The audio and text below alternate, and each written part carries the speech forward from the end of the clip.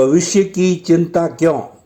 हम में से अधिकांश व्यक्ति भूत व भविष्य की चिंता में डूबे रहते हैं, जिससे हमारा वर्तमान भी दुखदायी बन जाता है। कहा जाता है कि शानदार भूत था, भविष्य भी महान है अगर हम संभाल लें जो कि वर्तमान है। देखिए कितनी अच्छी बात है कि अगर हम अपने वर्तमान को ठीक कर लें तो भूत और भविष्य तो अपने आप ही सुधर जाएंगे। और यह एक यथार्थ सत्य है कि भय और आशा हमें प्राप्त सुख का भी आनंद नहीं लेने देते हैं। हमें भूत का डर बना रहता है और भविष्य की आशाओं के लिए चिंता बनी रहती है। इसी संदर्भ में मैं यहाँ एक छोटी सी कहानी कहने का प्रयत्न कर रहा हूँ। कलकत्ता मेट्रो सिटी में एक संपन्न सेठ जी रहते थे। भगवान की कृपा से उनके घर में कोई कमी नहीं थी। संतान, रुपया, पैसा, घोड़ा, गाड़ी सब कुछ उनके पास था। लेकिन जैसे ही वे घर लौटते तो बड़े आशंकित, चिंतित एवं भयभीत नजर आते। इस बात को लेकर घर का कोई और सदस्य तो शायद ही उनकी ओर ध्यान देता हो, लेकिन उनकी पत्नी जरूर समझ गई कि हो कोई ऐसी बात जरूर है जिसके कारण सेठ जी की यही हालत है। और एक दिन उसने सेठ जी की इस चिंता का कारण पूछ ही लिया और सेठ जी ने भी बता दिया कि मैं ये सोचता रहता हूँ कि पहले एक बार बुरे दिन आ गए थे, कहीं वे दोबारा न आ जाए, तथा कल को अगर मैं ही न रहूं तो तुम्हारा और बच्चों का क्या होगा। बस यही सब सोचकर मैं चिंतित और भयभीत रहता हूँ। सेठ जी की पत्नी पढ़ी लिखी, समझदार और व्यवहार कुशल थी। उसने मन ही मन पति को इस चिंता से उबारने के लिए एक युक्ति सोच ली।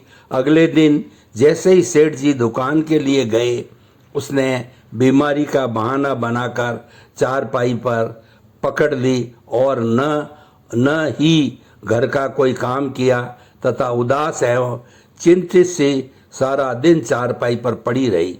शाम को जब सेठ जी घर आए तो उन्होंने देखा कि पत्नी बड़ी ही उदास एवं चिंतित चारपाई पर लेटी हुई है। इससे उनकी चिंता और बढ़ गई कि अब घर का काम कौन करेगा। उसने तुरंत पत्नी से इस सब का कारण पूछा। यह सुनकर पत्नी बोली, शहर में एक बहुत ही पहुँचे हुए ज्योतिषी आए हुए हैं। लोगों का कहना है कि वे त्रिकालदर्शी हैं और उनका बतलाया हुआ कभी झूठ नहीं होता। पड़ोसन की सलाह पर मैं भी आज उनसे अपना भविष्य पूछने गई थी। उन्होंने मेरी जन्म कुंडली देकर बताया कि तुम 80 साल तक जीवित रहोगी। मैं यह सोच कर परेशान हो रही हूँ कि 80 साल मैं कितना अनाज खा जाऊंगी, कितने कपड़े पहनूंगी, कितने गहने बनवाऊंगी, इतना पैसा कहाँ से आएगा। यह सुनकर सेठ जी बोले, अरे बुद्धू, बस इतनी सी बात, यह भी भला कोई परेशानी की बात है क्या। ये सब खर्चा एक दिन में ही थोड़े होगा। समय के साथ साथ हमारी आमदनी भी बढ़ जाएगी, बच्चे भी जवान होंगे, वे भी कमाएंगे, अतः समय के साथ साथ हमारा खर्च चलता जाएगा। तो व्यर्थ में ही चिंता करती है। इतना सुनते ही पत्नी बोली, फिर आप भला रोज व्यर्थ की चिंता करके क्यों स्वयं दुखी होते हो और हमें भी दुखी करते हो। क्या ये उपदेश जो अभी अभी आपने दिया है वह आपके ऊपर लागू नहीं होता क्या? यह उपदेश केवल दूसरों के लिए होता है। आप भी ऐसा क्यों नहीं सोचते हैं कि समयानुसार यदि समस्याएं आएगी तो उनका हल भी निकालते रहेंगे। सेठ जी को अपनी भूल समझ में आ गई और उसी दिन से उन्होंने चिंता करनी छोड़ दी। मैं यहाँ यह कहना चाहता हूँ कि जो दूसरों को उपदेश देने की बात है, यह हम सब करते हैं। हम सब भी दूसरों को समझाने में खूब माहिर होते हैं, लेकिन खुद समझने में हमारी नानी मर जाती है।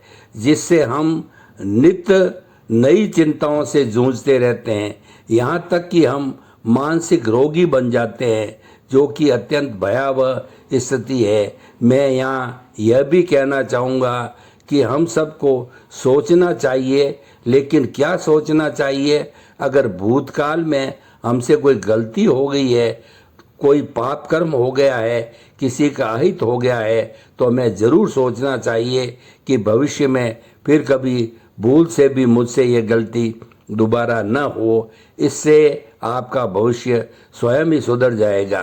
किसी ज्योतिषी से आपको सलाह लेने की ज़रूरत नहीं पड़ेगी। और हाँ, यहाँ यह भी स्पष्ट करना आवश्यक प्रतीत हो रहा है कि सोचने और चिंता करने में ज़मीन आसमान का फर्क होता है।